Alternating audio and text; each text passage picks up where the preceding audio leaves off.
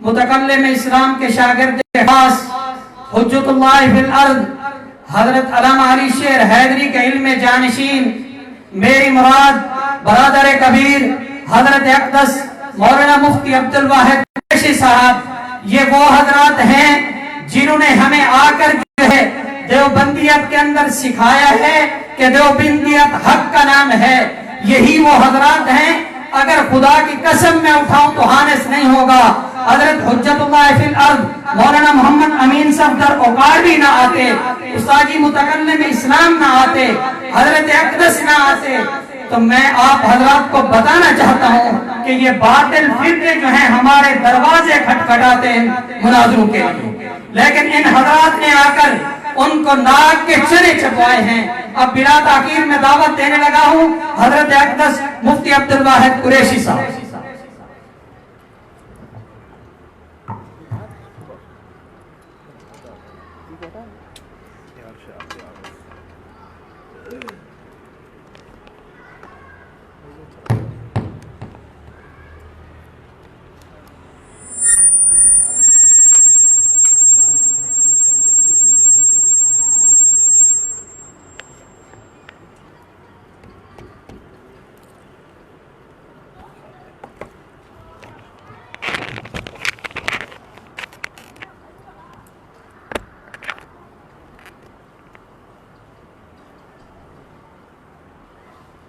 السلام علیکم ورحمۃ اللہ وبرکاتہ۔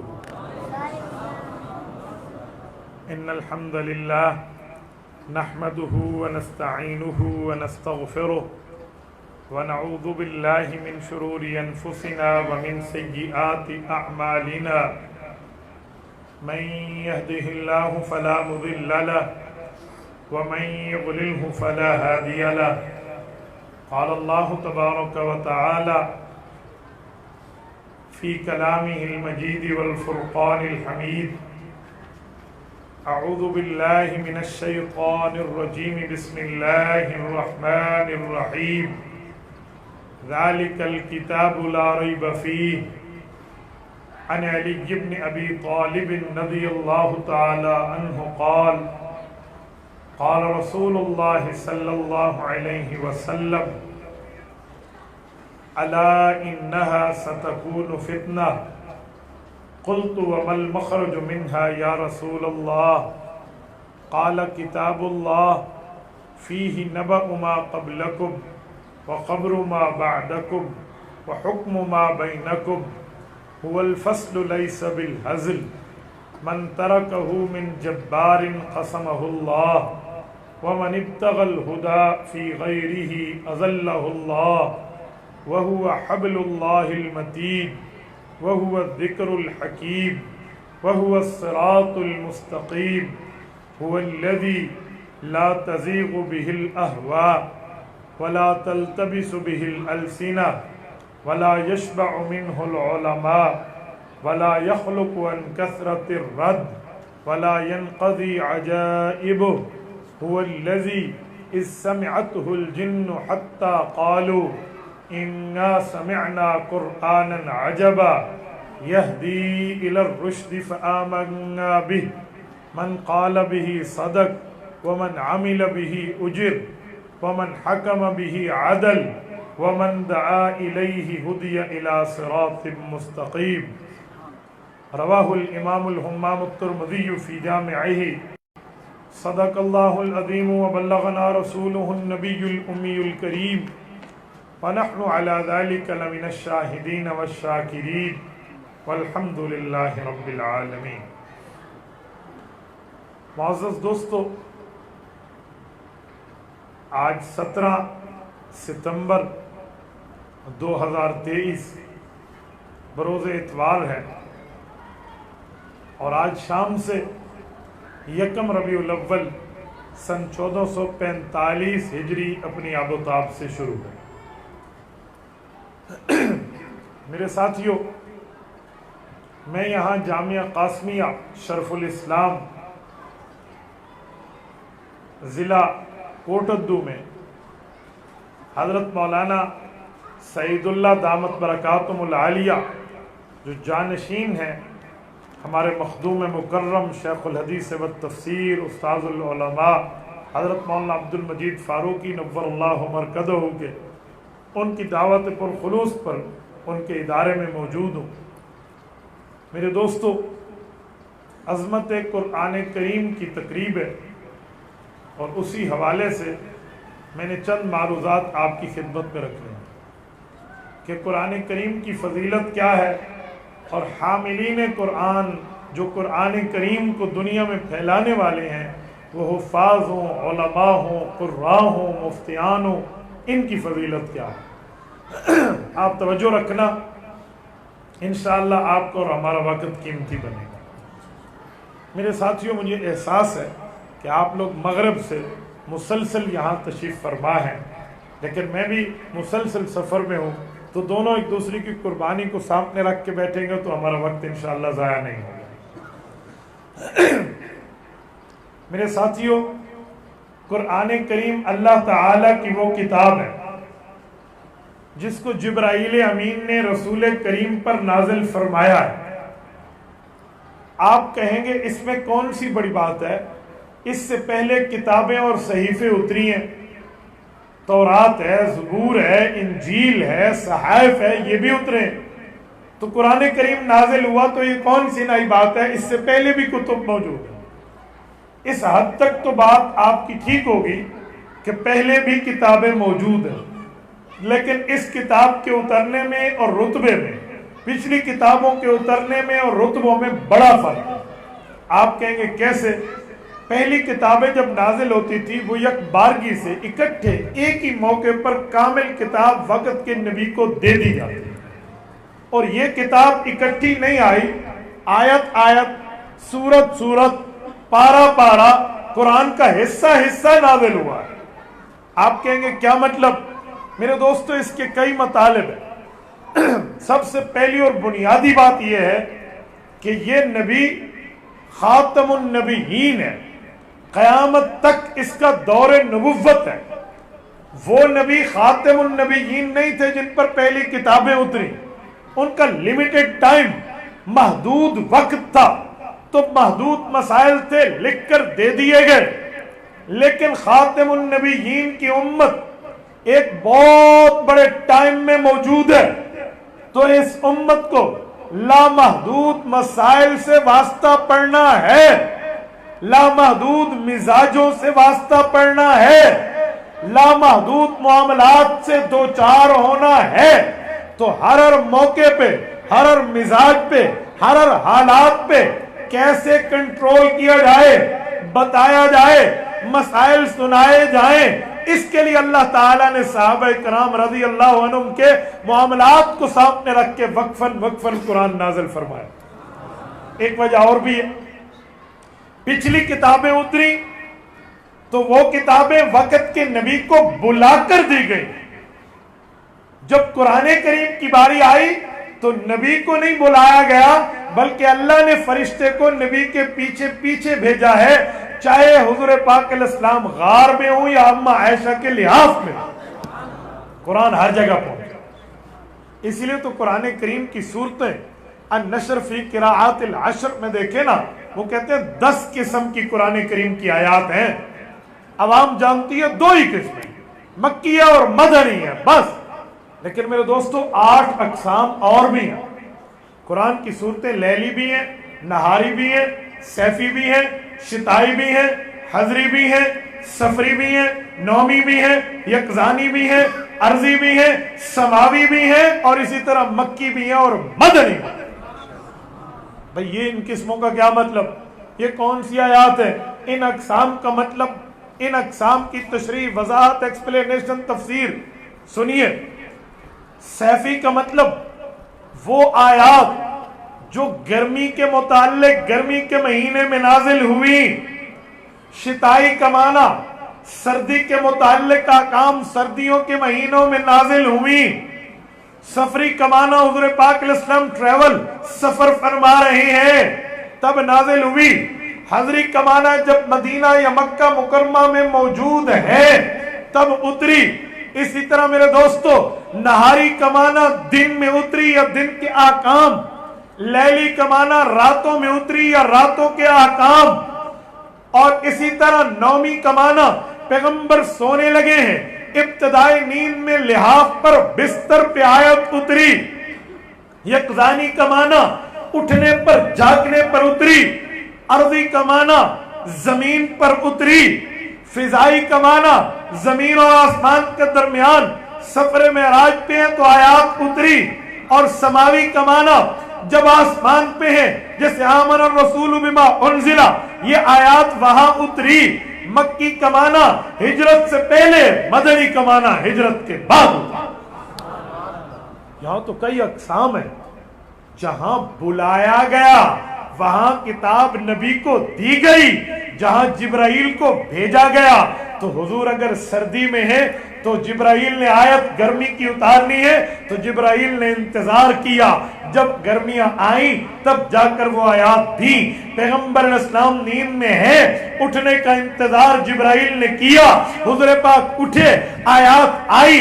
پیغمبر علیہ السلام گھر میں ہے، سفری آیات دینی ہے، جبرائیل نے ویٹ کیا، جب سفر میں تشریف لے گئے تب آیات اتری۔ پیغمبر علیہ السلام زمین پہ، جبرائیل زمین پہ، حضور پاک فضا میں، جبرائیل فضا میں، حضور پاک آسمان پہ، جبرائیل آسمان پہ۔ مطلب یہ ہے انہیں بلایا گیا، ان کے پاس بھیجا گیا، ایک ایک موقع پر، ایک ایک جگہ پہ۔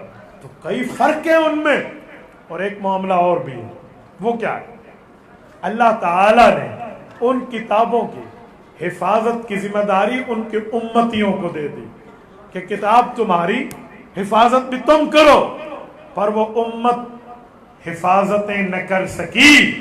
حضور پاک کی کتاب کی شان یہ ہے اللہ نے دی ہمیں ہے، محافظ خود خدا ہے۔ کئی معاملات میں یہ نہیں کہہ سکتے کہ کتابیں پہلے بھی اتری تو یہ قرآن اترا تو کوئی نئی بات کیسے؟ بابا یہ قرآن اترا تو نئی ترتیب پہ اترا، وہ ترتیبیں اور ہیں، یہ ترتیب اور ہے۔ اور میرے ساتھیوں، میں ایک بات سمجھانے کے طور پہ کہتا ہوں، یہ جو کلام خدا ہے اس وقت قرآن کریم میں 30 پارے اور سورۃ الفاتحہ موجود ہے۔ میں یہاں رک کے ایک جملہ سمجھاتا ہوں۔ لوگوں سے پوچھو نا قرآن کریم میں کتنے پارے ہیں، وہ کہتے ہیں 30، بس 30 پاروں کا قرآن ہے۔ یہ بات آدھی ہے، پوری نہیں ہے۔ جو کوئی آپ پوری بات کرنا چاہیں تو یوں کریں کہ 30 پارے اور سورۃ الفاتحہ یہ اللہ کا قرآن ہے۔ کیوں کہ سورۃ الفاتحہ 30 پاروں میں نہیں ہے۔ پہلا پارے کا نام کیا ہے؟ الف لام میم، یہ سورۃ فاتحہ کے بعد شروع ہوتا ہے۔ تو جب پہلا پارا بعد میں شروع ہوتا ہے تو سورۃ فاتحہ پہلے پارے میں تو نہیں ہوگی، باقی پورے اس پہلے پارے کے بعد 29 پارے بھی بعد میں شروع ہوتے ہیں۔ تو سورۃ فاتحہ تو کسی پارے میں نہیں ہے۔ اما یتساءلون کا جو پارا ہے وہ سورۃ الناس پہ ختم ہو جاتا ہے، وہ سورۃ الفاتحہ اس پارے میں نہیں ہے۔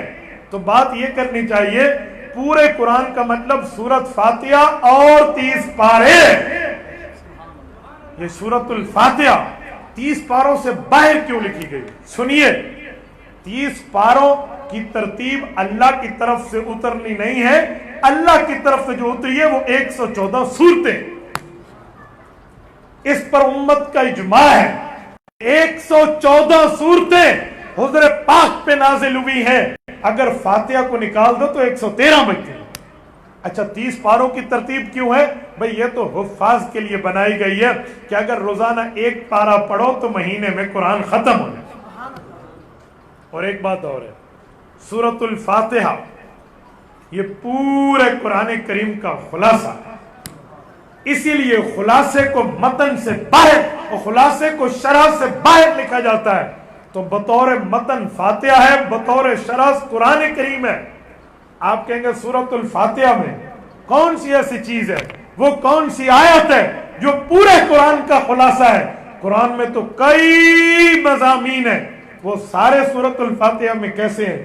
میرے دوستو سنو، الحمدللہ رب العالمین سے لے کر غیر المغضوب علیہم ولا الضالین تک پورے قرآن کریم کا خلاصہ ہے۔ آپ کہیں گے کیسے؟ سنیں، پورے قرآن کریم میں 6 باتیں، یاد رکھ جانا، اپنے دل کی تختی پر اس بات کو نوٹ کرنا۔ پورے قرآن کریم میں 6 مضامین کو اللہ نے کھول کھول کے بیان کیا. آپ کہیں گے وہ کون سا؟ نمبر 1 توحید، اللہ کی وحدانیت قرآن میں جا بجا موجود ہے. نمبر 2 رسالت، تمام انبیاء کی رسالت بشمول ہمارے نبی پاک علیہ السلام کی، اللہ نے رسالتوں کو بیان فرمایا. نمبر 3 رب کریم نے قیامت کو بیان فرمایا. قیامت کیا معنی؟ جس میں ہم آخرت میں اللہ کے دربار میں کھڑے ہوں، مختلف آیات میں. نمبر 4 رب نے احکامات بیان کیے. احکامات میں منہیات بھی احکامات میں، اوامر بھی احکامات میں. اللہ نے یہ 4تھے نمبر پہ بیان کیا. 5ویں نمبر پہ اللہ نے اپنے ماننے والوں کا ذکر کیا ہے. 6 نمبر پہ نہ ماننے والوں کا ذکر کیا. پورے قرآن کا خلاصہ کتنی باتیں ہوئی؟ علماء بتاتے ہیں. میرا منہ ان کی طرف نہیں ہے، میرا منہ آپ کی طرف ہے. میں نے آپ سے بات کرنی ہے. ان کو تو سب کچھ آتا ہے، میں نے آپ کو دیکھا ہوا ہے. ابھی بھی حضرت مولانا سعید اللہ سے مجھے فرما رہے تھے جلسے کے بعد آپ نے مجھے وقت دینا ہے. میں نے کہا 1-1.5 گھنٹہ تو دے رہا ہوں. کہتے ہیں وہ تو عوام واسطے، میرے واسطے تو نہیں نا. بات تو ان کی ٹھیک ہے نا، میں تمہارا منہ تو یہیں پاس ہے، میری طرف تو نہیں ہے. تو بھائیو میرا منہ آپ کی طرف ہے، مجھے جواب آپ دیں گے، یہ نہیں دیں گے. پورے قرآن کا خلاصہ کتنی باتیں ہیں؟ آپ اگر ہاتھ کھڑا کر کے جواب دے تو شاید آپ کو زیادہ سمجھ آئے. کتنی باتیں ہیں؟ 6. توجہ رکھو. اب 6 باتیں میں ایک دفعہ پھر دہراتا ہوں. اگر مجمع میں کوئی ایک ساتھی مجھے سنا دے تو میرا دل خوش ہو جائے یار میں کچھ شے یاد کروا کے بتا. پورے قرآن کا خلاصہ کتنی باتیں ہیں؟ 6. نمبر 1 توحید، بولیے. نمبر 1. نمبر 2 رسالت. نمبر 3 قیامت، بولیے بولیے. نمبر 3. نمبر 4 احکام. نمبر 5 ماننے والے. نمبر 6 نہ ماننے. میں ایک دفعہ پھر دوہراتا ہوں. پورے قرآن کا خلاصہ 6 باتیں: توحید، رسالت، قیامت، احکام، ماننے والے، نہ ماننے. کوئی سنائے گا؟ جو اپنی خوشی سے سنائے ذرا ہاتھ کھڑا کریں. اپنی جگہ پہ کرو. جزاک اللہ. سناؤ بیٹا. 1 منٹ بیٹا آپ بیٹھو. پگڑی والے بھائی آپ پہلے اٹھے تھے نا. نہیں یوں نہ کہیں، نہیں یوں کہ پورے قرآن کا خلاصہ کتنی باتیں ہیں؟ 6 نمبر تو یاد ہے نا، یہ اٹھاؤں یاد کرتا ہوں. کتنی باتیں ہیں؟ نمبر 1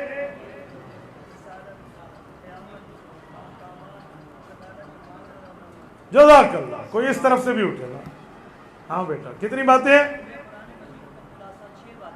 پورے قرآن کا خلاصہ 6 باتیں. رائٹ.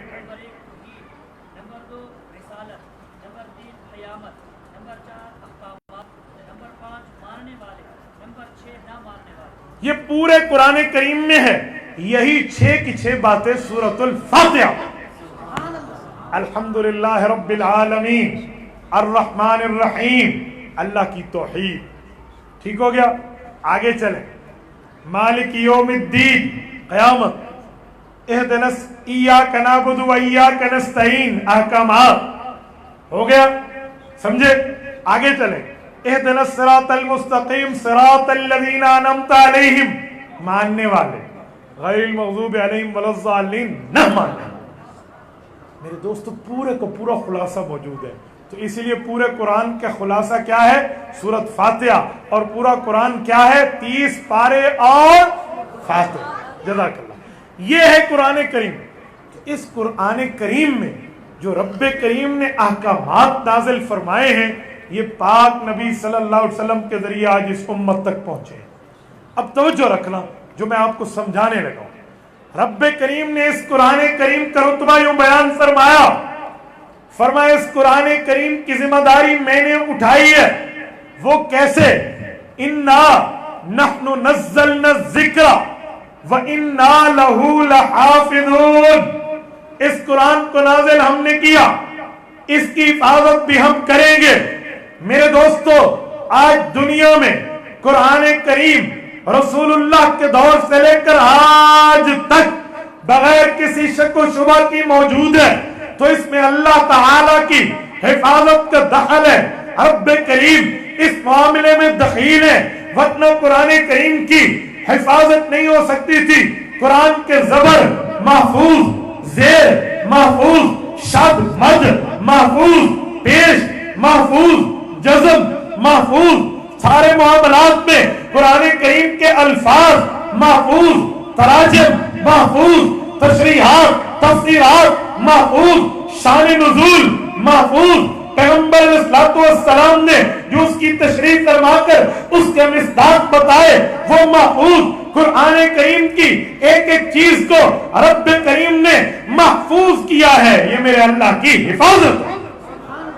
اور ایک جملہ سمجھانے کے لیے کہتا ہوں، آج دنیا میں مسلمانوں سے زیادہ دنیاوی طاقتور کافر ہے، اسلحے میں بھی، پیسے میں بھی، حکومتوں میں بھی، اور باقی معاملات میں بھی دنیاوی حساب سے طاقتور ہے، لیکن دنیا کفر، چاہے وہ عیسائیت ہو، یہودیت ہو، صابیت و زبور والے، جرت کر کے اپنی تینوں کتابوں میں کسی ایک کتاب کے ایک پارے کا حافظ نہیں دکھا سکتے، مسلمان 30 پاروں کے حفاظ دکھا سکتے۔ میرے پاس عیسائیوں کی چھپی ہوئی انجیل بھی ہے، اور انجیل کے 2 نسخے ہیں، ایک نسخہ دوسرے سے نہیں ملتا۔ میرے پاس زبور بھی ہے یہودیت کی چھپی ہوئی، اسی طرح تورات بھی ہے، تینوں ان کی محرف کتابیں جو تبدیل شدہ ہیں فی وقت، تو وہ ساری میرے پاس ہے۔ لیکن میں حیران ہوں، انگلش کی انجیل اور ہے، اردو کی انجیل اور ہے، پشتو کی انجیل اور۔ آپ چاہیں تو میں آپ کا ضرورت میں پیش کر سکتا ہوں، آپ حیران ہوں گے کہ ان میں فرق موجود ہے۔ ان سے پوچھیں انجیل اصلی زبان میں اتری تھی، اس کا نام تھا عبرانی، یہ عبرانی کا ایک لفظ نہیں پڑھ سکتے، حفاظت کہاں سے کریں؟ یہی حال تورات زبور انجیل کا۔ لیکن اگر قرآن کریم کی بات کروں نا میرے دوستو، افغانی بچہ پاکستانی بچے کی زبان نہیں جانتا، پر اگر دونوں حافظ ہوں تو قرآن ایک جیسا پڑھتے ہیں۔ انگریز بچہ عربی بچے کی زبان نہیں جانتا، ٹھیک ہے، وہ کہے گا موبائل اور یہ کہے گا جوال، فرق ہے ان کی زبان میں بھی۔ وہ کہے گا اسپیکر، یہ کہے گا مکبر الصوت، فرق ہے، لیکن قرآن کریم پڑھیں گے تو دونوں ایک جیسا۔ اس کی وجہ اللہ کی حفاظت اس میں دخیل ہے، اللہ کی حفاظت کا معاملہ ہے، ورنہ نہیں ہو سکتا تھا۔ اور میرے ساتھیوں، جب قرآن کریم اللہ کی حفاظت میں ہے اور اسی طرح قرآن کریم تا قیامت موجود رہے گا، یہ رسول پاک صلی اللہ علیہ وسلم کا وہ کھلی آنکھوں سے دیکھا جانے والا معجزہ ہے جو 1400 سال بعد بھی اپنی آب و تاب سے موجود ہے۔ اور ایک بات میں آپ کو سمجھاتا ہوں، جب قرآن کریم نازل ہو گیا، قرآن اتر گیا، اللہ نے حفاظت کی ذمہ داری لے لی، آپ میں کوئی بندہ اٹھ کے کہے گا مولانا سعید اللہ صاحب، بھائی اختر صاحب، مفتی زبیر صاحب، یا مجھ سے پوچھے مفتی عبدالواحد قریشی، یہ مدرسے کیوں بناتے ہو، یہ بچوں کو حفظ کیوں کرواتے ہو، یہ قراء مجودین کیوں بٹھاتے ہو؟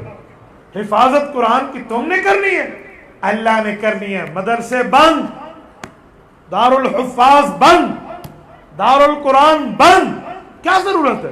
نہ رکھو نہ ان کو، جب حفاظت اللہ کی ہے پھر آپ نے مدرسے کیوں کھول رکھے ہیں؟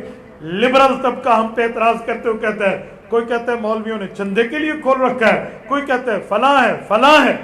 میں ایسے تمام لبرل اذہان کو جواب دینے لگا ہوں، توجہ رکھا۔ میں کہتا ہوں ہم مدرسے بند کیوں کریں؟ کہتے ہیں حفاظت قرآن کی اللہ کرے گا، ذمہ داری اس کی ہے، آپ مدرسے چھوڑ دیں۔ میں نے کہا بہت اچھا، مجھے یہ بتائیں صرف اللہ کے ذمہ قرآن کی حفاظت ہے یا کچھ اور بھی ذمہ داریاں ہیں؟ ذمہ داریاں تو کئی ہیں۔ میں نے کہا جناب اس میں ایک رزق دینے کی ذمہ داری بھی اللہ کی ہے۔ کہتے ہیں ہاں، ان اللہ هو الرزاق ذو القوۃ المتین، رزق اللہ دے رہے ہیں۔ لا تقتلوا اولادکم خشیۃ املاق نحن نرزقهم وإیاکم، رزق اللہ دے رہے ہیں، تو رزق کی ذمہ داری بھی اللہ کے ہے، کس کے ہاتھ میں ہے؟ اللہ۔ تو پھر آپ بھی بسم اللہ فرمائیں، کاروبار بند، دکانیں بند، مارکیٹس بند، سارے شٹر بالکل شٹر ڈاؤن ہوتا۔ آج کے بعد سبزی منڈی نہیں جائیں گے، فروٹ منڈی نہیں جائیں گے، گندم منڈی نہیں جائیں گے، مال منڈی نہیں جائیں گے، کاروبار نہیں کریں گے، تجارت بند۔ کیوں؟ رزق کی ذمہ داری بھی اللہ نے لی ہے۔ آپ ہمیں جواب دے دیں، ہم ادھر سے مدرسے بند کر دیں، ایک ہی جواب ہوگا سب کا، کیا؟ حالا نا ایسا کو کملے اشارہ چیتا تے عقل کام نہیں کرے دا، ہمارا عقل کام کرتا ہے. رزق کی ذمہ داری اللہ نے اٹھائی ہے، ہم محنت کریں گے، تگدو کریں گے، خون پسینے سے کمائیں گے، اللہ ہمیں رزق حلال دے گا. ہم اپنے بیوی بچوں کا پیٹ پالنے کے لیے یہ محنتیں کر رہے ہیں. میں نے کہا عقل تمہارا اب شروع کام کرنے ہو گیا جب تمہارے پیٹ پہ بات آئی. اور خدا کے بندے، عالم دین، حافظ قرآن، شریعت کا جاننے والا بھی مدرسہ بنا کے اس لیے بیٹھا ہے، اللہ نے ذمہ داری قرآن کی اٹھائی ہے. ہمارے بچے قرآن پڑھیں گے، حافظ بنیں گے، علم پڑھیں گے، عالم بنیں گے، افتاء پڑھیں گے، مفتی بنیں گے، حدیث پڑھیں گے، محدث بنیں گے، تفسیر پڑھیں گے، مفسر بنیں گے. ذمہ داری اللہ کی پوری ہوگی، اولاد ہماری استعمال ہوگی. ادھر سمجھ نہیں آتا. یہ دراصل ایک وکیل نے ایک مرتبہ میرے اوپر سوال کیا تھا. میں پریکٹس کرنے کے زمانے میں باور میں ہوتا تھا نا، اپنے بی اے کے بعد LLB میں، تو وکیل صاحب ایک دن مجھے کہنے لگے مولویوں مدرسے بند کرو، ذمہ داری اللہ چاہیے. تو میں نے یہ جواب انہیں دیا تو خاموش ہو گیا. حالانکہ ان کا ایک کاروبار میں شیئر تھا. میں نے کہا سہی ڈو جیوار دکانہ کو ڈو جندرے گھنا میں جیسا مفت گنا لے سے تو سب مار ڈو جندرے تالے. لیکن مولوی پہ بولنا آتا ہے، عجیب معاملہ ہے. اور سنیں میرے دوستوں، جب قرآن کی حفاظت کی ذمہ داری اللہ نے لی ہے، اس میں آپ کی اور میری اولاد استعمال ہو جائے اس ذمہ داری میں، سودا سستا ہے یا مہنگا ہے؟ بولیے. بہت سستا ہے خدا کی قسم. اور سنو میں ایک جملہ سمجھانے لگا. یہ جو حملۃ القرآن لوگ ہیں، جو قرآن کریم کو اپنے سینے میں رکھتا ہے، حافظ، عالم، مفتی، محدث، مفسر، اس کا مقام اور مرتبہ کیا ہے؟ توجہ رکھنا، میں آپ کے سامنے پیش کرنے لگا. جو بندہ کراچی جانے والے جہاز پہ بیٹھ جائے اسلام آباد ایئرپورٹ پہ جا کے، تو وہ کراچی پہنچے گا یا نہیں پہنچے گا؟ جہاں جہاز جائے گا یہ وہیں جائے گا. قرآن کریم اللہ کی کتاب ہے. قرآن کریم نے نجات دلانی ہے. قیامت میں جنت کے اندر آپ اس کو سینے میں رکھ لو، جہاں قرآن ہوگا وہیں صاحب القرآن. سینے میں بٹھا لو. جس گاڑی جس شہر کی ہو، اس شہر والی گاڑی پہ بیٹھ کے ہم اور آپ اس شہر پہنچ جاتے ہیں. کیا سواری جنت قرآن کریم سے ہمیں نہیں مل پائے گی؟ اور میرے دوستوں میں جملہ سمجھانے کے طور پہ کہتا ہوں، آج ہم قرآن نہیں پڑھاتے ہیں، اسکول پڑھاتے ہیں، کالجز پڑھاتے ہیں، یونیورسٹیز لیول تک لے کے جاتے ہیں. میں کہتا ہوں لے جاؤ، منع نہیں کرتے. آپ اسکول پڑھاؤ، کس نے آپ کو منع کیا؟ آپ کالج پڑھاؤ، آپ یونیورسٹیز لیول تک چلو، آپ MPhil کراؤ، PhD کراؤ، نو ایشو. لیکن ایک سوال ہے، اتنا بچوں کو پڑھا جاؤ کہ جب تم دنیا سے جاؤ وہ تیری قبر پر کچھ پڑھ سکے. اتنا پڑھا جاؤ کہ وہ دنیا میں دین پہ عمل کر سکے. اتنا پڑھا جاؤ کہ جب تم دنیا سے جاؤ تمہارے لیے ایصال ثواب کرنے والا تیرا بیٹا بیٹی پیچھے موجود. آج یہ حال ہے. آپ ناراض نہ ہو، میں ایک جملہ سنانے لگا ہوں. میں مسجد میں بیٹھا ہوں، میں جھوٹ بولوں گا نا اللہ مدد کھینچ لیتا ہے. ایک جنازہ پڑھانے میں گیا، آپ حیران ہوں گے، توجہ رکھنا. ایک شخص کا جنازہ تھا، اللہ اس کی مغفرت فرمائے. اس کے بیٹے کا ہم انتظار کرتے رہے. اس کا بیٹا کہیں باہر شہر میں تھا، چھوٹا بیٹا تھا، 12ویں کلاس پڑھتا تھا، کہ وہ وہیں سے آ رہا ہے، ابا کی شکل دیکھے گا پھر جنازہ پڑھیں گے. کوئی آدھا پونا گھنٹہ ساری عوام نے انتظار کیا. اس کے بعد وہ آیا، بیچارہ دوسرے شہر سے آ رہا تھا. وہ آیا، اس نے ابا کا دیدار کیا، رو رہا تھا. اور پھر اس کے بعد نماز جنازہ کا اعلان ہوا، بھی صفیں سیدھی کر لیں. ان کے سب بھائیوں نے میری ذمہ دار لگے تھے، وہ سب جنازہ آپ نے پڑھانا ہے. تو میں آگے ٹھہر گیا. میں نے اس وقت جنازے کی ترتیب بتائی اور لوگوں کو جی بھائی اب نیت کریں، بس شروع کرنے لگے. میں نے قبلہ کی طرف رخ کیا اور ہاتھ یوں اٹھائے. یہ والا ہاتھ ہے نا، اسی بیٹے نے جس کا ہم نے انتظار کیا تھا، 12ویں کا لڑکا، میرا ہاتھ پکڑ کے کہتا ہے اس کیس میں سر 1 منٹ. پورے بھرے جنازے میں اب نیت کر رہا. میں نے پیچھے موڑ کے دیکھا، مجھے لگا یہ خود جنازہ پڑھانا چاہتا ہے ابا کا. اور اگر کوئی بیٹا اپنے ابا کا جنازہ پڑھائے کتنی خوش قسمتی کی بات ہے. بیٹا باپ کے لیے مغفرت مانگ رہا. تو میری نیت ہوئی کہ یہ کہے گا نا میں پڑھاتا ہوں، میں پیچھے ہٹ جاؤں. میں کہوں گا بھائی آپ کا حق ہے، آپ پڑھائیں. میں یہ سوچے ہوئے تھا. لیکن وہ یہ بات نہیں تھی. اس نے مجھے کان میں کہا کہ سر جنازہ جو آپ نے بتایا نا، مجھے جنازہ نہیں آتا، میں 3 دفعہ قل ہو اللہ پڑھ لوں. جن کے سینے میں باپ والا دل ہے نا، ذرا اپنے سینے پہ ہاتھ رکھ کے سوچو کہ ہم دنیا سے جائیں اور پیچھے اولاد ہمیں جنازے کا تحفہ نہ دے سکے، بتاؤ ہمارا کیا حال ہوگا. کوئی نکا بوبا بال ہی نہیں، چھوٹا جنا بال ہے، چھوٹے کو کچھ نہیں آتا. یہ کیڈٹ کالج کے اسٹوڈنٹ، آج ہمارا یہ حال ہے بھائیو. اسی لیے تو علامہ اقبال نے ہمیں فرمایا تھا کہ یوں تو تم سید بھی ہو، مرزا بھی ہو، افغان بھی ہو، پر یہ تو بتاؤ کہیں مسلمان بھی ہو. آج ہم میں یہ حال ہے. آج قرآن پڑھاؤ، علماء کے پاس اپنی اولاد کو بھیجو. علماء کے پاس بیٹھے، عالم سمجھتا ہے کہ دین کیا کہتا ہے، اسلام کیا کہتا ہے. کیوں؟ رسول پاک علیہ السلام نے عالم کو اپنا وارث قرار دیا ہے. وقت کا نبی موجود ہو، نبی سے پوچھا جاتا ہے، نبی نہ ہو، نبی کے جانشین عالم دین سے پوچھا جاتا ہے. میرے دوستو، علماء کی، حفاظ کی قدر. یہ تمہیں دین پڑھانے والے اور فری آف کاسٹ دین پڑھانے والے، یہ مدرسہ ہے، یہ سارے یہاں کے اساتذہ علماء بیٹھے ہیں. آپ ان سے دینی مسائل پوچھنے آتے ہو. کبھی کسی عالم نے آپ کو کال پہ کہا ہے کہ پہلے 1000 ایزی لوڈ کر دو پھر مسئلہ بتاؤں گا، یہ میری فیس ہے؟ کبھی کسی عالم نے کہا مسئلہ پوچھنے کے اتنے چارجز ہوں، آپ ذرا بسم اللہ فرمائیں اور چلے جائیں کہ میرے گردے میں تکلیف ہے، میں کسی اسپیشلسٹ کو چیک اپ کرانے آیا ہوں، آپ بغیر فیس سے اس سے ہاتھ ملا کے دکھا دو. دین مفت ملتا ہے، اسی لیے اس کی قدر نہیں ہے، اسی لیے عالم علماء کا کوئی معاملہ نہیں ہے. اور خدا کے بندے، میں آپ کو قرآن والوں کا مقام بتاؤں، سنو. ایک مسجد میں میں گیا بیان کرنے کے لیے، وہاں پر ایک بات آئی تو میں نے جواب دیا. میں جواب دے گا. انہوں نے کہا جی ہمارا جو امام صاحب ہے نا، یہ نماز میں سنتیں تو پڑھ لیتے ہیں، فرائض ہمیں پڑھاتے ہیں، لیکن نفل نہیں پڑھتا. اشراق بھی نہیں پڑھتا، اوابین بھی نہیں پڑھتا، چاش بھی نہیں پڑھتا، پتہ نہیں تہجد پڑھتا ہے کہ نہیں پڑھتا. اس کو نفل بھی پڑھا. یا نفل تمہیں مولوی دکھا کے پڑھے، میں نے 2 رکعت نماز نفل عوام کو دکھا مارنا. تو خدا کے لیے وہ سوچ سکتا ہے گھر جا کے پڑھتا ہو. اچھا 1 منٹ نہ بھی پڑھتا ہو تو تمہیں مولوی کو نفل پڑھوانے کی کیا ضرورت ہے؟ اس کی وجہ کہ تم نے مولوی کی قدر جانی نہیں. تو میں نے ایک بات سمجھا. میں نے کہا ماشاءاللہ آپ کی جامع مسجد ہے، بتاؤ آپ کی مسجد میں کتنے بندے کم از کم نماز پڑھتے ہوں گے؟ ایک نماز میں کتنے ہوں گے؟ وہاں کہ ماشاءاللہ جامع مسجد سے بازار تھی بندہ عوام دا رش ہوتا ہے، میں کتنے بندے ہوں گے؟ اور نہیں تو کم از کم 70-100 بندہ تو ہوگا. میں نے کہا ٹھیک ہو گیا، 70-100 بندہ آپ کی نماز میں ہوتا ہے؟ کہتے جی ہوتا ہے. میں نے کہا مسجد جامع ہے تو جامع مسجد میں نماز کا ثواب کتنا ہے؟ ب27 درجہ. صحیح مسلم کی روایت ابن عمر رضی اللہ عنہ فرماتے ہیں 27 گنا جماعت کی نماز کا ثواب بن جاتا ہے جامع مسجد. کہتے جی ہاں. میں نے کہا آپ کی مسجد میں 100 بندہ نمازی ہے اور امام صاحب پڑھا رہا ہے، ہر بندے کو کتنی نماز کا ثواب ہے؟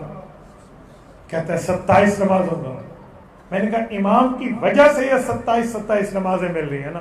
امام نہ ہو تو بندے کھوتی کوتلا ہے 27 نماز کا ثواب لفظی کہاں سے ملے گا؟ تو اپنی نا کلی امام کی وجہ سے مل رہا ہے. کہتے جی ہاں. تو میں نے کہا امام کو کتنا مل رہا ہے؟ تم سب 100 بندوں کو الگ الگ 27 ملا ہے اور اس کو ایک نماز پہ 2700 نمازوں کا ثواب. فجر دی نماز اگر 100 بندہ تو اس فجر دی نماز نہیں پڑھے، 2700 صبح کی نمازیں پڑھائیں گے. اسی طرح ظہر اگر 200 ہے تو پھر ڈبل کر لو، 300 ہے تو ڈبل کر لو، ٹرپل کر لو، بڑھاتے چلے جاؤ. میں نے کہا آپ نے 27 فرض پڑھے، اس نے 3000 فرض پڑھ لیے اس ملٹیپلائی کے حساب سے. تم ابھی بھی کہتے ہو وہ نفل نہیں پڑھے، وہ نہ بھی پڑھے تمہارے فرضوں سے پھر بھی آگے. میں اس لیے نہیں کہہ رہا کہ مولوی نہ پڑھے، پڑھنا چاہیے. مت ایسا کو مولوی برا آ کر میں مفتی سے کچھ کھلی چھٹی دیتی کرنا نہ بابا، میرے کاٹے نہ پھٹ کرنا. علماء کو پڑھنی چاہیے، لیکن میں سمجھا رہا ہوں عوام کو کہ ان کو غلط کیوں کہتے ہو. اور خدا کے بندے اس کا یہ مقام ہے. تم علماء کے خلاف بات کر رہے، امام کے خلاف بات کر رہے. اگر امام حافظ صاحب جو ٹھہرا ہوا ہے وہ وضو نہ کرے نا، تم غسل کر کے خشوع خضوع سے بھی نماز پڑھو، ایک دی قبول ہی نہیں تھی. امام مسا بھول گیا، ابھی سارے نماز چھت چڑھ گئے اور وہ ہلدی کھڑوتی ہے چھت تے کھڑو کے کیا کرے گا بندہ؟ اے اللہ کے بندے، اسی لیے ان معاملات کو دیکھیں۔ مجھے ایک آدمی نے بڑی اچھی بات سنائی، اس نے کہا لوگ جو اپنے امام اور علماء کے پیچھے بات کرتے ہیں نا، وہ وجہ یہ ہے کہ یہ نیت میں کہتے ہیں کانڈ پچھو امام دے، پچھو ای امام دے، پیچھے اس امام کے، تو کہتے ہیں اس کا معنی یہ نہیں ہے، اس کا معنی پیچھے اس امام کے، بس اس کے پیچھے پڑ گئے آپ لوگ، یہ ہے پچھو امام۔ اللہ کے بندے، یہ اصحاب الفضائل لوگ، یہ رسول اللہ صلی اللہ علیہ وسلم کے جانشین ہیں، نبی پاک کے وارث ہیں۔ اور سنو، میں ایک جملہ سمجھانے کے لیے کہہ رہا ہوں، علماء کے معاملات میں جتنا بندہ اس پر نرمی کے معاملات برتے گا، ایسے سمجھیں وہ نبی پاک کے وارث سے نرمی کر رہا ہے تو حضور کی سفارش کا سبب بنے گا۔ اور سنو، میں ایک جملہ مزید کہتا ہوں، صاحب القرآن کا مقام یہ ہے کہ صاحب القرآن جب کل قیامت میں رب کے دربار میں آئے گا، حضرت علی المرتضی رضی اللہ عنہ فرماتے ہیں، میرے پاک پیغمبر نے فرمایا، من قرأ القرآن وعمل بما فیہ فأحل حلالہ وأحرم حرامہ، کہ جس نے قرآن کے علوم کو پڑھا، اس کے حلال کو حلال جانا، حرام کے حرام کو حرام جانا، ادخلہ اللہ الجنہ، اللہ اسے تو جنت دے گا، لیکن اگلا وشفعہ من اہل بیتہ کلہم وجبت علیہ النار، عشرۃ کلہم وجبت علیہ النار، اللہ اس کے فیملی ممبر میں، خاندان والوں میں 10 ان رشتہ داروں کو جنت دے گا اس حافظ کی وجہ سے جن پر جہنم واجب ہو چکی۔ میرے دوستو، آج اگر ایک گھر کا ایک بندہ بھی حفظ قرآن پہ آ جائے، علم کے لیے آ جائے، تو پورے گھر کی قیامت میں بخش کا سبب بن سکتا ہے۔ آج ہم کیا کرتے ہیں کہ اور میرا اتنا بڑا کاروبار ہے، ایک لیگل ایڈوائزر رکھ لو، ایک بزنس ایڈوائزر رکھ لو، تجارت سمجھائے، معاملات سمجھائے، ایف بی آر کے ٹیکسز کی کٹوتی ادائیگی سمجھائے، ہم نے رکھے ہوئے ہیں۔ اور قیامت میں اپنا سفارشی بھی رکھ لو، اس بنیاد پر تو آپ یہاں ایک حافظ بنا سکتے تھے، آپ نے اس بنیاد پر تو دیکھ سکنا تھا، یہ تو آپ کو نظر نہیں آ۔ اگر ہم سارے مل کے بھی ایک ایک اپنا سفارشی طے کر لیں، سودا سستا ہے یا مہنگا ہے؟ آواز ہولے تھی گئی ہے، سستا ہے یا مہنگا ہے؟ بڑا سستا ہے، لینے پہ ہم تیار نہیں ہیں۔ اور علماء کے خلاف طرح طرح کی باتیں۔ میرے ایک شاگرد ہیں، انہوں نے مجھے ایک دفعہ مسجد بلایا کہ استاد جی میری مسجد ہے وہ بڑا رولا پیا پیا۔ میں نے کہا ہو کیا گیا؟ بڑا گڑدھال ہے صحیح، وہ تو ناستے صحیح، استاد جی آپ آئیں گے تو تاریخ طے ہو گئی، میں چلا گیا۔ ہم وہاں پہنچے تو انہوں نے بتایا بھائی سارا محلہ کہتا ہے اس امام کے پیچھے نماز نہیں ہوتی۔ میں کہ کیوں صحیح؟ تمہارا امام سودا چتروڑی ہے، تمہارا امام غیر مقلد ہے، تمہارا امام رافضی ہے، کہنے بولتے امام کو کیا مسئلہ ہو گیا؟ وہ کہنے لگے یہ مسئلہ نہیں ہے، امام ٹی وی دیکھتا ہے تو ٹی وی دیکھنے والے کے بیچ تو نماز نہیں ہوتی۔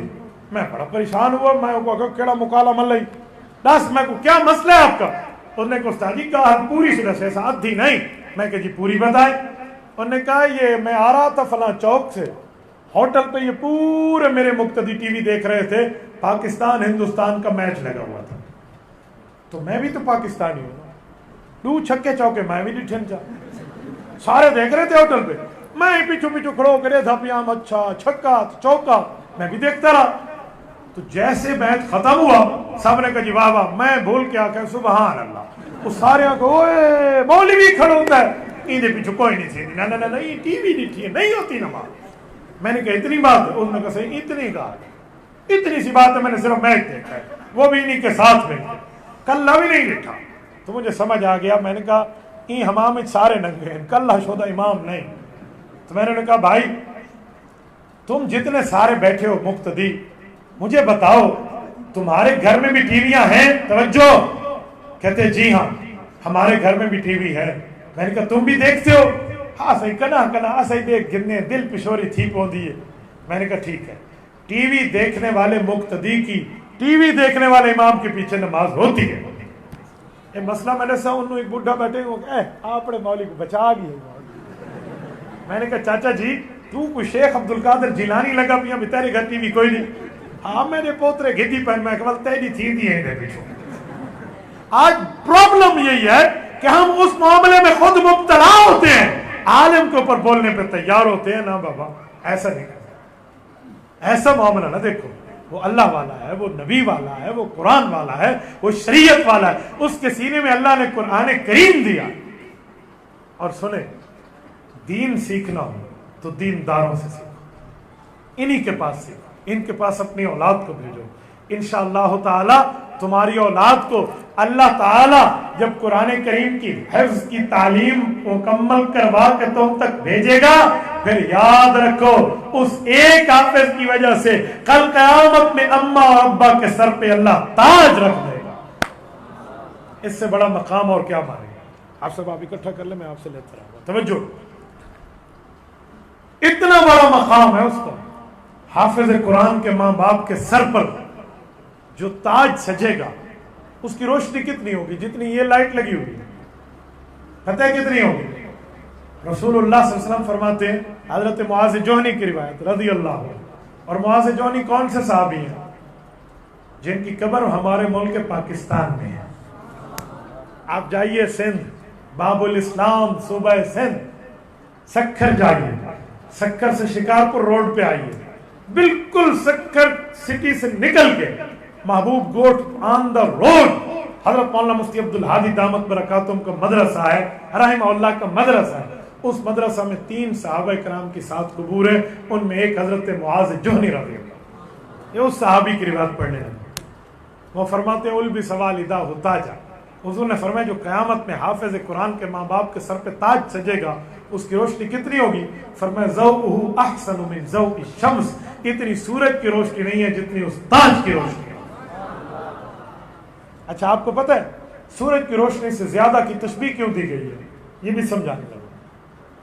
سورج جب آتا ہے نا، کمرے پیو یا بندے کو آرام نال پتہ لگ ویندا سج چڑھ گئی ہے، سج غبارہ تھی گئی ہے، سورج چڑھ گیا، اعلان نہیں کرنا پڑنا کہ مولانا مفتی اختر انفی صاحب مسجد میں اعلان کر دیں کہ سورج طلوع ہو گیا ہے، دیکھ لو سارے، کوئی اعلان نہیں ہوتا۔ سورج کا آنا سورج کے آنے کی دلیل ہے، خود ہی اعلان ہے وہ۔ تو جو حافظ قرآن کے ماں باپ کے سر پہ تاج سجے گا، یہ تاج اس بات کی دلیل ہے، اعلان ہو جائے گا گویا اس روشنی کو دیکھ کے کہ یہ وہ خوش نصیب ماں باپ آ رہے ہیں جن کے بچے نے اللہ کے قرآن کو اپنے سینے میں محفوظ کیا۔ میرے دوست، اس بنیاد پر قرآن کریم کے فضائل بھی ہیں، فضائل حملۃ القرآن، قرآن کریم والوں کے فضائل بھی ہیں۔ آپ کوشش فرمائیے، خود بھی قرآن پڑھیے، اپنی اولاد کو بھی قرآن پڑھائیے۔ پڑھائیں گے؟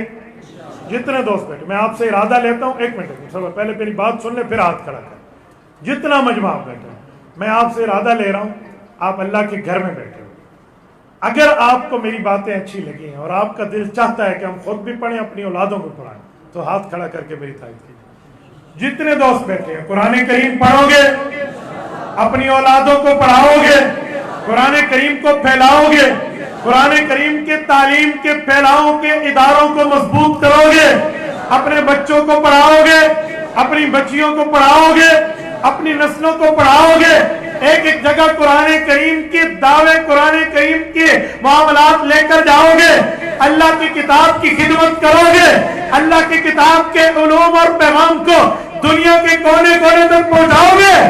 جزاکم اللہ تعالی۔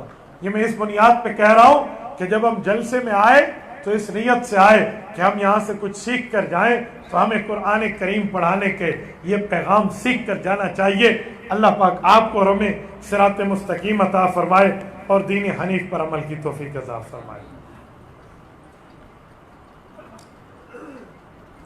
مفتی صاحب، التماس ہے کہ ہمارے ایک عزیز ہیں، FSC میں ہیں، علاقہ بھر میں انہوں نے ٹاپ کیا ہے، انہوں نے مرزا انجینئر کے بیانات سنے ہیں، ان پر دلائل حق کو واضح کر سکیں، تاکہ وہ کہتے ہیں اگر مفتی عبدالواحد قریشی صاحب مرزا کو نہ حق ثابت کر دیں تو میں اپنے مرزے کو چھوڑ دوں گا۔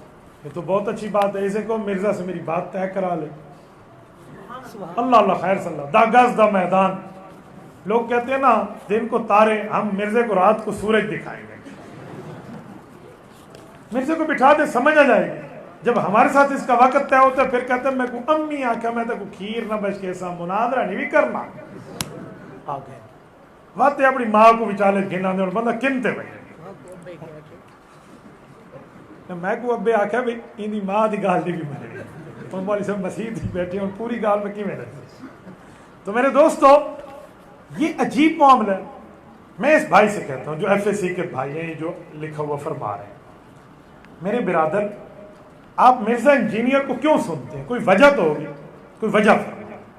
اگر آپ اس وجہ سے سنتے ہیں کہ وہ قرآن جانتا ہے تو آپ کی اطلاع کے لیے عرض ہے کہ وہ قرآن کریم نہیں جانتا, وہ کسی مدرسے میں قرآن کریم نہیں پڑھا, کسی عالم دین سے اس نے قرآن کریم نہیں پڑھا. اور اگر آپ کہتے ہیں کہ وہ تفسیر جانتا ہے تو کسی مفسر سے اس نے تفسیر نہیں پڑھی. اگر آپ کہتے ہیں اس نے حدیث جانتا ہے, حدیث کا علم ہے اس کے پاس, تو آپ کی اطلاع کے لیے عرض ہے وہ کسی محدث کا شاگرد نہیں ہے. اگر آپ کہتے ہیں مسائل کے افتاء اور فتوے کو جانتا ہے تو آپ کی اطلاع کے لیے عرض ہے کہ وہ کسی مفتی کا شاگرد نہیں ہے, وہ آٹومیٹک مولوی ہے, گھر میں بنا ہے. اور اگر آپ مجھے یہاں کہیں کہ مفتی صاحب اس کی قابلیت ہے, گھر میں بیٹھ کے عالم بن گیا ہے, میں کہوں گا ٹھیک ہے. اگر آپ کو گردے میں درد ہے اور یہاں بیٹھا ہوا بشیرہ موچی کہہ دے کہ میں گھر میں بیٹھا ہوا سرجن بن گیا ہوں, گردہ میڈیکل کپوا, میں تمہیں علاج کر کے دوں, تو گردہ پیش کرے گا؟ نو نو نو نو, جان کا مسئلہ ہے, گردہ موچی کو کیوں دوں, یہ تو ڈاکٹر سے نہیں پڑھا. میں نے کہا مرزے کو کیوں سنتا ہے, ایمان کا مسئلہ ہے, یہ بھی کسی عالم سے نہیں پڑھا. اور پھر کہتے علم کوئی مولویوں دی میراث ہے, تے چاچا بشیرہ موچی آکے بھئی ڈاکٹری کوئی سرجنہ دی میراث ہے. قسم خدا دی میری جتی علی رمبی ڈاکٹر دی کینچی تو زیادہ تیز ہے. کیا کرے سو دسو, وہ کہے رمبی میری اندے کو تیز ہے, ایویں کپیساں گردہ بہر صاف صاف کر کے بسم اللہ پڑھ کے والا رکھ دے, رکھوا لو گے گردہ. خدا کے بندے, آپ اس سے پوچھو یہ انجینئر بنا ہے کسی انجینئر سے پڑھ کے, تو انجینئرنگ کے لیے تو استاذ چاہیے, قرآن اور حدیث لاوارث ہے, اس کے لیے کوئی استاد نہیں چاہیے. کتنا ظلم ہے. اور ایسے ایسے جھوٹ بولتا ہے مرزا, آپ اس جھوٹ پہ حیران. ایک حدیث سناتا ہے, کہتے حضرت اماں جان عائشہ کو کے بارے میں حضور پاک نے حضرت علی کو فرمایا, علی ایک وقت آئے گا. حضور پاک نے یوں فرمایا, علی ایک وقت آئے گا, ایک وقت تو عائشہ سے لڑے گا. تو حضرت علی نے فرمایا یا رسول اللہ اس وقت تو میں ظالم ہوں گا. فرمایا نہیں نہیں, عائشہ ظالمہ ہوگی. میں نے کہا مرزے اگر تو نے ماں کا دودھ پیا ہے, بوتل کا نہیں پیا, عائشہ ظالمہ ہوگی, مجھے حدیث کی کتاب سے دکھا دے. کوڑ مار کے بد کوڑ مریں دے وے, شرم نہیں آتی جھوٹ بولنے والوں. اس طرح حدیث میں یہ جھوٹی پڑتا ہے. اگر اس میں جرت نام کی کوئی چیز ہوتی نا تو ہم سے بات کرنے کے لیے تیار بیٹھا ہوں. میں آپ کے سامنے بیٹھا ہوں, میں یہاں سے سفر کر کے جاؤں, مفتی اختر حنفی صاحب موجود ہیں, بہترین قسم کے انشاءاللہ تعالی یہ معالج ہیں ان کے, جو ان کی معاملات ہوں گے اس کے علاج کر کے دیں گے. جیسا علاج ہوگا نا, جیسا مرض ہوگا انشاءاللہ ویسا علاج کریں گے. یہ جھوٹ کا پروگرام ہے, جھوٹ کی فیکٹری ہے اور کچھ بھی نہیں. اور رہی اگلی بات, انجینئر کہتا ہے میں انجینئر ہوں نا اس لیے مولوی مجھ سے چڑھتے ہیں, میں مولوی ہوتا نا تو نہ چڑھتے. میں نے کہا یہ تو وہی بات ہے, چاچا بشیرہ موچی کہتے میں موچی ہوں نا, گردے کا آپریشن کرتا ہوں, ڈاکٹر میرے کو چڑھ دیں صحیح. ہاں میرا پوتر تو سچا تھا کھلوتا ہے. عجیب بات ہے, نمون امت تھا تو جن پہاڑ الت تھا, لنڈی اٹھی پھنڈی, ہم مرزے سے چڑھیں گے. شکل دیکھیے, ایک دفعہ شیشہ پونچھ کے پوتر بلا منہ دیکھ. ایسے جھوٹ بولتے ہیں. بیٹا آپ نے ایف ایس سی کی ہے, ایف ایس سی آپ نے استادوں سے پڑھی ہے, تب جا کر آپ کو سمجھ آیا کہ ایف ایس سی کا مطلب کیا ہے, ایف اے اور ایف ایس سی میں ڈفرنٹ کیا ہے, آپ کو تب پتہ چلے. ایسے تو آپ نہیں بتا سکتے. تو مرزے نے بسم اللہ الرحمن الرحیم بھی کہیں سے نہیں پڑھی. اور ہمیں انجینئرنگ سے کوئی چڑ نہیں ہے. حضرت جی پیر ذوالفقار احمد نقشبندی دامت برکاتہم انجینئر بھی ہیں, پیر بھی ہیں, عالم بھی ہیں, حافظ بھی ہیں, وکیل بھی ہیں. کبھی کوئی چڑ ہوئی ہے؟ یہ بھی عالم بن جائے پھر جو مرضی آئے کرے.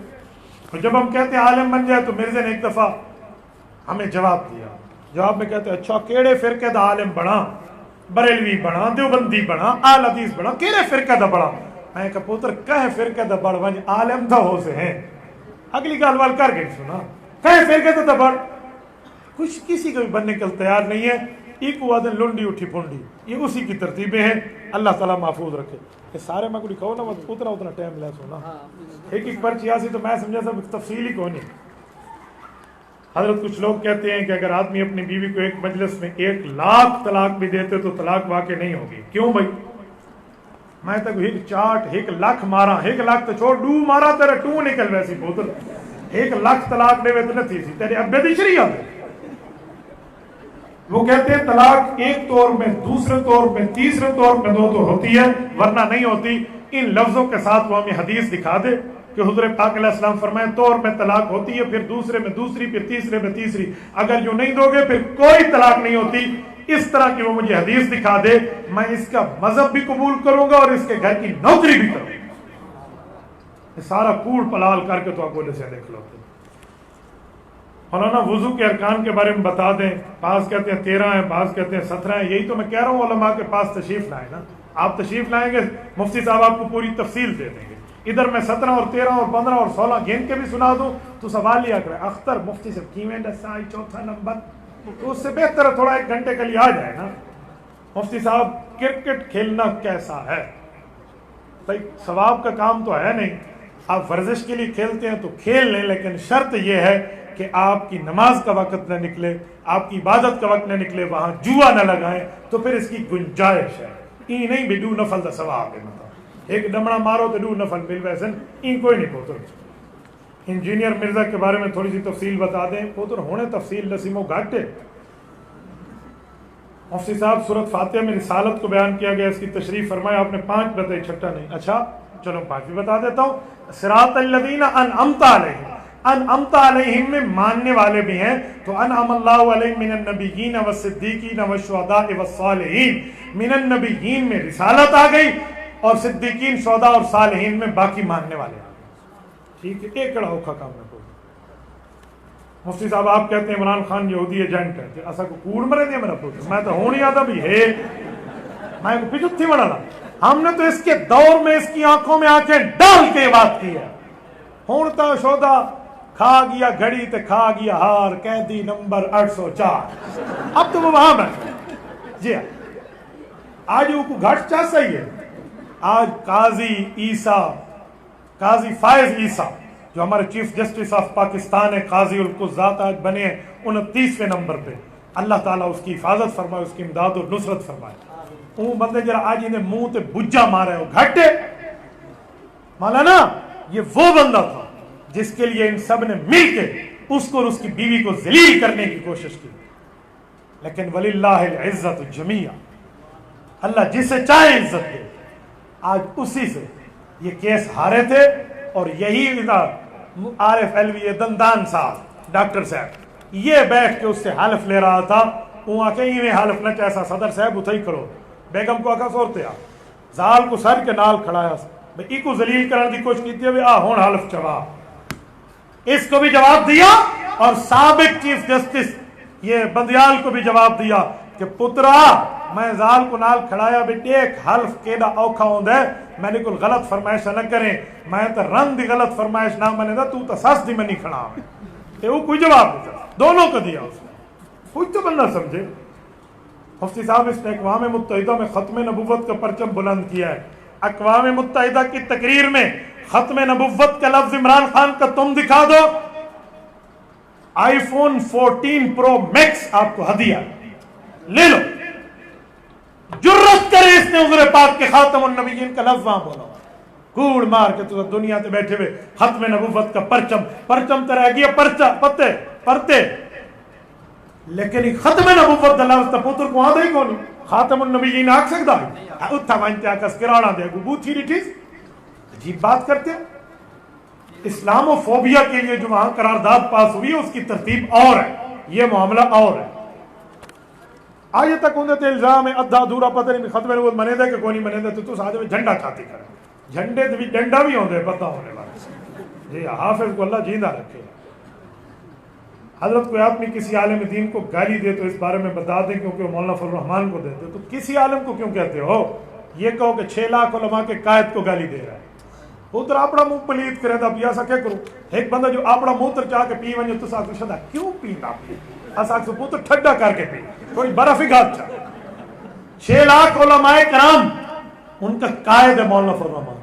पूरे पाकिस्तान के तमाम पीराने तरीकत, तमाम मुफ्तियान आज़ाम, तमाम उलमाए कराम उसके साथ है। असा मौलवियों को तो कोई कमी नजर नहीं आती, ते लुंडी उठी फुंडी को कमी नजर आती। एक बार पुत्र अपनी बूथी दे नारे तकबीर, नारे रिसालत, कायदे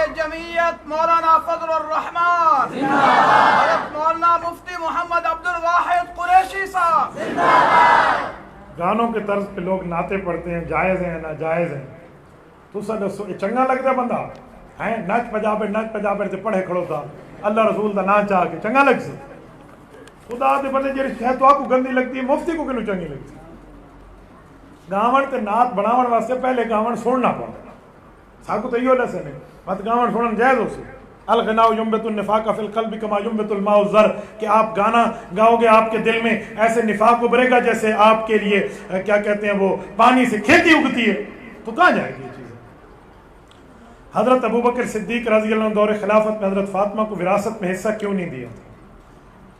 میں اسی پر سوال کرتا ہوں کہ جب حضرت علی کا دور آیا تھا تو حضرت فاطمہ کے بیٹے تو موجود تھے، امام حسن اور امام حسین رضی اللہ عنہ، اما فاطمہ کی اولاد ہے، تو حضرت علی نے والد ہو کر اپنے بیٹوں کو ان کی ماں کا حصہ کیوں نہیں دیا تھا؟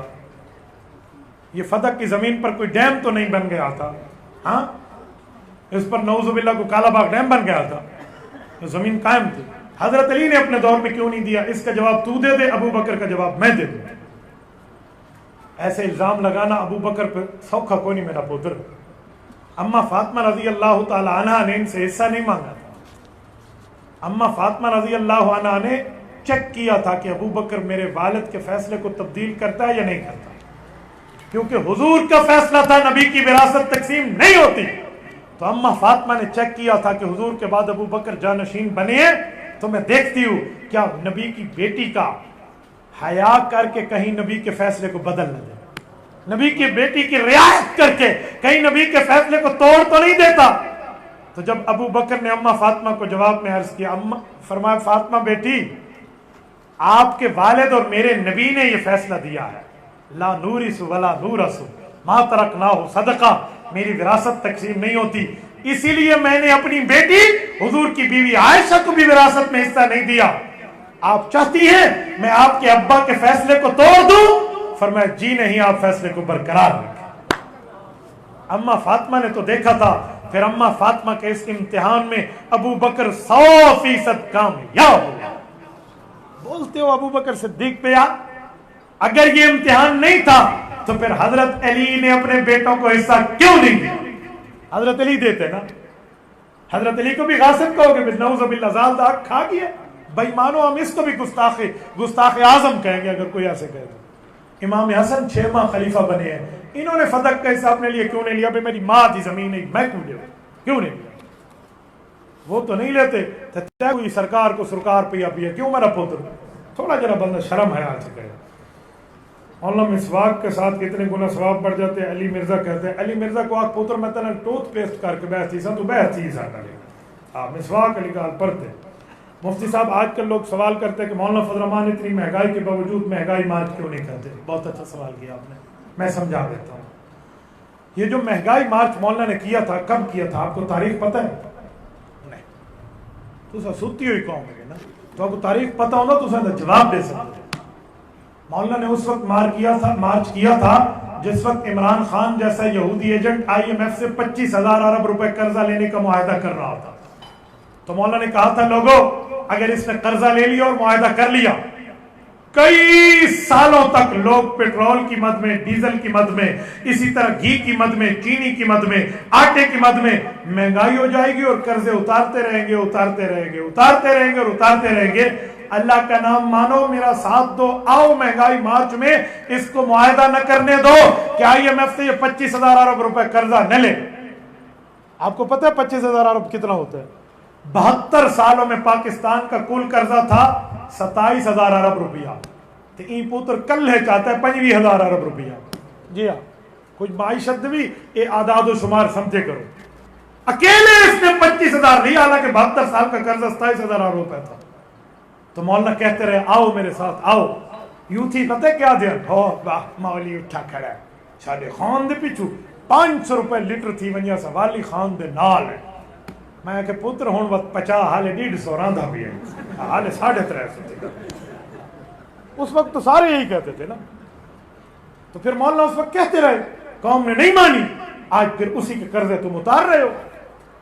مولوی صاحب کو کمل ہے، وہ پہلے تو کو دیکھ کے ڈاس دیتا ہے کہ پوتر تو انہی میں تھی سی، تو ہون آدھے مولوی صاحب کی کہا سبحان اللہ۔ مفتی صاحب قبر پہ میت کے لیے اذان دینا جائز ہے؟ اس پر کچھ لوگ پتہ کیا کہتے ہیں کہ قبر میں شیطان ہوتا ہے، وہ دوڑ جاتے ہیں اس لیے اذان دے. تو میں ان کو کہتا ہوں ہم نے تو سنا ہے کہ قبر میں فرشتے آتے ہیں، تمہاری قبر شیطان آتا ہے، تھوڑا گزارا میں نے پھرا فتح آدھا اسے ہے من سے آدھی ہے کوئی حدیث. ہم نے تو پڑھا ہے فرشتے آتے ہیں، اتنا شیطان نہیں آنا میرا پتر. شیطان اتنا آتا ہے جتا اللہم جنبنی شیطان دی دعا پڑھنی پڑتی ہے. مول صاحب کوٹھے تے طالبہ کو تے کھڑا ہے کر پوری رات بھانگا لے کے شیطان بجے ہی رکھ سے. جتھا شیطان آدھے اتھا تو دعا کھڑے دے نہیں وے بھانگا لے قبر دے اتنے بھانگ گزارا کر میرا درا. مولانا نماز جنازہ کے بعد دعا ہے، جی ہاں قبر پہ جا کے مانگیں وہ والی ہے. نماز جنازہ کے سلام کے بعد حضور پاک نے کوئی دعا نہیں مانگی. شادی میں رکاوٹ ہے تو وظیفہ بتا دیں، اللہ میری شادی میں رکاوٹ دور فرما دے. ہر نماز بعد 3 دفعہ پڑھا کر. بھائی اللہ آپ کو خوش رکھے، شادی میں رکاوٹ ہے تو رکاوٹ کو حل کرو. ہاں اس رکاوٹ کو حل نہیں کرتے. وہ رکاوٹ ہوئے ایہا بھئی ایک ڈاکٹری طور تو شادی دے قابل نہیں، ہون پوتر وظیفے نال تیرا کیڑا کام بننا. ہاں اون دے پیو کو ڈاکٹر آکا ہوئے خیال کرے پوتر کو نپت نہ ورنہ ناک کپا ویسی آ. یہ آکے من سے وظیفہ نسی آ. میرا پوتر ڈاکٹر دا ہاتھ پھاڑ، ڈاکٹر دا ہاتھ پکڑنا.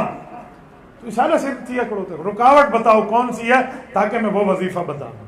اچھا چلو کوئی عام رکاوٹ ہے تو یا حی یا قیوم برحمتک استغیث پڑھ لیں، اللہ رکاوٹ ختم فرمائے گا. لیکن نالو رکاوٹ لکھی آنا مت اون دے مطابق وظیفہ ہی دسواں تے نسخہ ہی دسواں.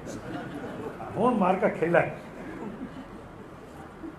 مولوی صاحب لوگ کہتے ہیں سیاست کا اسلام سے کیا تعلق ہے، مولوی سے کیا تعلق ہے.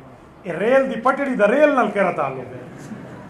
جیسے ریل کا ریل پٹڑی سے تعلق ہے نا، ایسے سیاست اور مولوی کا تعلق ہے. صحیح بخاری جلد اول کتاب الانبیاء باب حدثوا عن ذکر بنی اسرائیل ولا حرج، اس کے تحت حضرت ابو ہریرہ رضی اللہ عنہ کی حدیث ہے.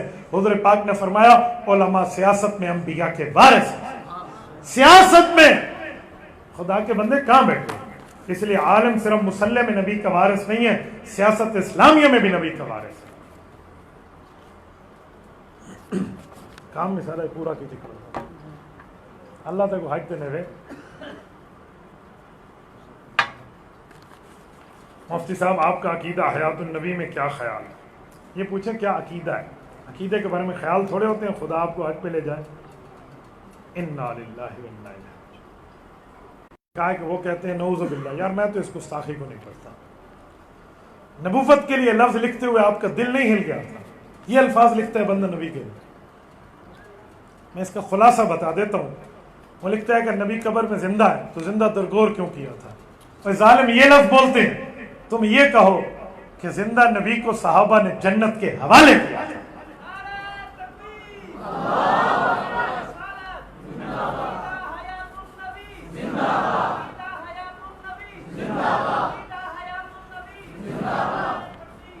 تو اچھا لفظ بولا کریں. تیرا ابا موجود ہوئے تو کیا آکھ سے میری ماں دا پے ہے آکھ سے سیدھا لفظ نہیں آندا. گندی شکل ہے تو گندا لفظ تو نہ لانا، برا لفظ تو نہ بولو. آپ کہہ دو نا کہ یہ میرے ابا جی ہیں، لفظ بولو. تو نبی کے لیے برے القاب بولتے ہیں. اللہ اکبر. مفتی صاحب کسی نے کسی آدمی کا حق تلف کیا ہو، مال چرایا ہو، بعد میں اس نے توبہ کی ہو تو واپس کرنا چاہے تو کیا کرے؟ اگر بتا دے کہ چرایا تھا تو شرم آتی ہے. ٹھیک ہے بھائی میں مثال دے رہا ہوں. آپ نے یہ گلاس کسی کا چرایا، بعد میں توبہ کر لی تو یہ گلاس اس کو واپس کر دیں.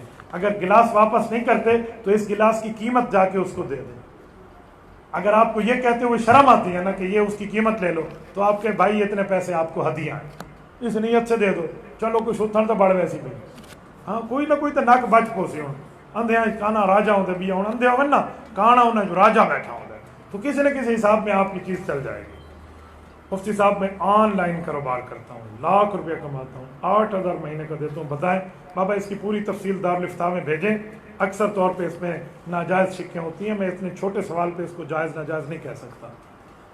مفتی صاحب اے وہ ہوا عمران خان علی سبحان اللہ شک کر لی. ٹھیک مولانا یہ اٹھا میلاد النبی کے عدم جواز پر دلائل دے دیں. میلاد النبی کا عدم جواز کیوں ہے؟ میلاد تو رسول اللہ صلی اللہ علیہ وسلم کی ہوئی ہے. میلاد کا معنی ہوتا ہے نبی پاک کی پیدائش. تو نبی پاک کی پیدائش کا کون بے ایمان منکر ہوگا؟ تو ہم تو میلاد کے قائل ہیں. ہاں میلاد کے لیے جلوس نکال کے اس کو فرض واجب اور ضروری خیال کرنا اور اس پہ ثواب بتانا یہ بات غلط ہے کہ اس پہ ثواب آپ نہیں بتا سکتے کہ حضور نے کام کیا نہیں. مولانا حدیث پاک مالی ارا رافع حدیث بھی آپ نے الٹ لکھی ہے، احناف کے طرز پہ واضح کریں رفع الیدین کے بارے میں. امام طحاوی تو اسے باب السلام میں ذکر فرماتے ہیں. اہل حدیث کے دو اصول اطیع اللہ و اطیع الرسول. ہم نے تو آج تک آپ کی یہی بات سنی تھی کہ آپ کے دو اصول ہیں، یا اللہ کے مانیں گے یا رسول کے. اب آپ امام طحاوی کی مان رہے ہیں. امام طحاوی اللہ ہے، امام طحاوی رسول اللہ. اور خدا کے بندے کیسی بات کر رہے ہیں. امام طحاوی کی مانیے تو امام طحاوی ہر چیپٹر ہیڈنگ کے آخر میں ھذا قول ابی یوسف و محمد و ابی حنیفہ رحمہم اللہ لکھتے ہیں. وہ آپ کو نظر نہیں آتا. یہ حقیقت تو امام طحاوی دے نظر آئی ہے. تو خدا کے بندے حضرت رسول اللہ صلی اللہ علیہ وسلم نے اس کے لیے فرمایا اسکنوا فی الصلاۃ. اس حدیث کے آخر میں نماز میں سکون اختیار کرو. پتہ چلا اس رفع الیدین کے منع کا تعلق بھی نماز کے اندر سے. پوری بات سمجھیں. آپ اس جگہ آ کر حدیث کو آپ چھوڑ جاتے ہیں. مولانا فضل الرحمان کے بارے میں بتا دیں، میں ابھی بتا چکا ہوں. مولانا یہ بتائیں لوڈو کھیلنا کیسا ہے؟ اب تو سادے مہنگائی ہے یہ پوتر لوڈو گھن گھن کھیلی کرو تے یہ مہنگائی ہے کیا مکالہ ملنے ہوں بھی کیسے ہوں میں تو کتھو آکھا بھی جائز ہے بنا پوتر. کوئی ذہنی فریشمنٹ کے لیے کھیلے، گالی نہ دے، جوا نہ لگائے، نماز کا ٹائم اس میں ضائع نہ ہو اور اسی میں سارا دن مشغول نہ رہے، پھر تو گنجائش ہے. ورنہ اس کو آپ نہ کھیلیں، اس سے بچ جانا بہتر ہے. جزاکم اللہ تعالی. اقول قولی ھذا واستغفر اللہ وآخر دعوانا ان الحمد للہ رب العالمین. ہے کوئی سوال؟ اچھا پورے ہو گئے. جزاک اللہ.